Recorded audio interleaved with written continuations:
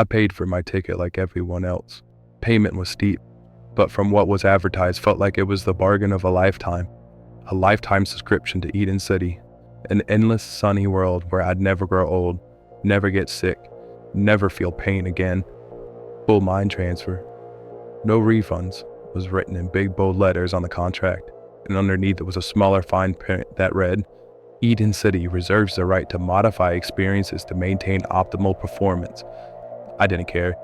The real world was too expensive for people like me, and Eden was the perfect solution. Upload your consciousness, live forever in paradise. Many people thought it was a trap, a tool used simply to get rid of the unwanted and the leeches of society. But when the first wave of uploaders shared their experience, there was a line of people waiting to experience this newfound oasis. The transfer was painless. One second I was lying on a hospital bed, and the next I woke up under a bright, endless sky. My body was perfect. The air had the smell of a new beginning. I spent the first few months exploring golden beaches, a town center that hummed with life, mountains kissed by the clouds. No work, no hunger, and no death. Just play forever. And if I ever needed something, a house, a feast, or a boat, it simply appeared. The system provided. The system cared for us. But paradise doesn't stay cheap. One morning, a small prompt hovered in front of me.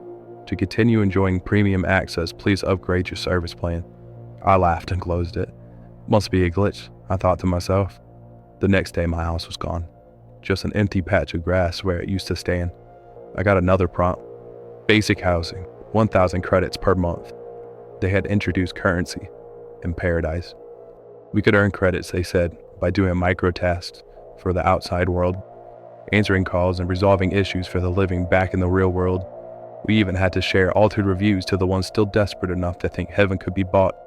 It was like a digital call center, and if we broke from the script they had given us, we would be punished with a 7-day ban from Eden. The work was easy at first, an hour a day, a few simple calls here, a few polished scripts there. But prices rose. Suddenly food cost credits. Even our sense of taste and smell cost credits. Wanted to breathe the ocean air? 200 credits.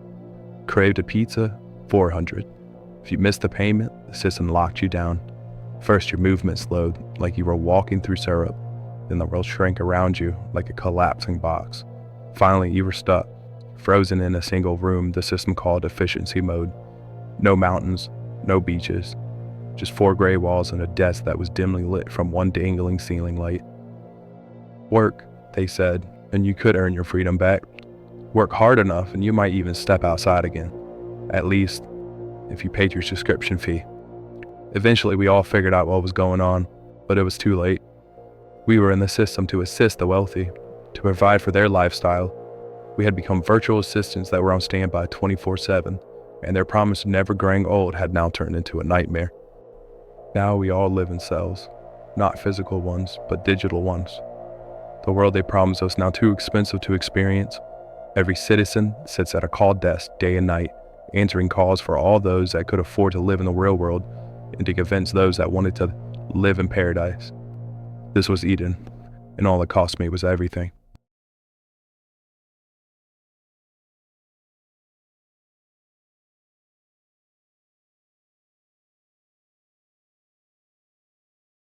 I had 95 points on my record. 5 more and I'd be gone. Just another body lost to the labor camps. The government said the system was fair, that there were too many laws now, too many rules to track. They needed something simpler, so they made a point system for every mistake, every violation added up. Get 100 points before the new year, and your life was over. No appeals, no excuses, and no second chances. All I had to do was survive a few more hours. I kept my head down as I walked the neon-lit streets, my wrist scanner tucked tight under my sleeve. Above me, holographic signs flashed warnings. Reset in 6 hours. Happy New Year. Yeah, easy for them to say. The checkpoints were everywhere tonight. Drones hovered in the snow, scanning wrists. I slipped through a line, heart hammering. A man bumped into me, knocking a candy wrapper loose from my pocket. I snatched it midair just before it touched the ground. I feared the words, littering, plus 2 points. But luckily they never came. My breath came out in quick clouds. Every step felt like walking a tightrope over a pit. Jaywalking, public noise violation, improper disposal of waste. Even failing to smile at a law officer could add points. We all knew it. The closer you got to New Year's, the harder the system squeezed. I passed the quiet zone, no loud talking and no sudden movements. I could almost feel the drones glaring down at me. It was only when I heard it scream that I forgot to be careful. A little girl, 6, maybe 7, bolted into the street chasing a loose balloon. Without thinking, I lunged and yanked her back just as a car whooshed past, and immediately the drones descended, lights flashing. Unauthorized street access, pending, +3 points. I froze. The mother came running, crying and screaming into the drone's mic for mercy. Somehow, they paused the violation. A warning, but no points. I ducked into a diner, hands still shaking. Inside, people huddled in silence, staring at the countdown on the wall. 11:07 p.m., less than an hour left. The server slammed down a coffee in front of me. No lording after purchase, she muttered. 10-minute limit. I set the timer on my watch for 9 minutes just to be safe. Lording was a 4-point violation. My watch beeped and I left right after. Back in the crowded streets, the buzz of New Year's Eve was everywhere now. Everyone had a look of dread on their face as they carefully walked down the city sidewalk. Midnight would wipe the slate clean. I just had to make it. I reached the plaza with 5 minutes left. The big screen glowed overhead, counting down the final minutes. People clustered together, fake smiles plastered on their faces. I kept to the edge, avoiding everyone, shielding my wrist from any accidental scans. Suddenly, someone slammed into me hard from behind. I stumbled forward, arms flailing, and my elbow smashed against a public sculpture. I heard the crack. A thin, long fracture line bloomed across the polished surface. No, I yelled. The drone's red lights flared instantly. Vandalism of public property, +5 points. My scanner chirped. 100 points. But I was pushed, I said, frantically looking for the man or woman who caused all of this. But it was no use. Even if I had saw who had done it, there was no way I could verify my claim. I tried to run, but 2 sets of hands clamped around my arms.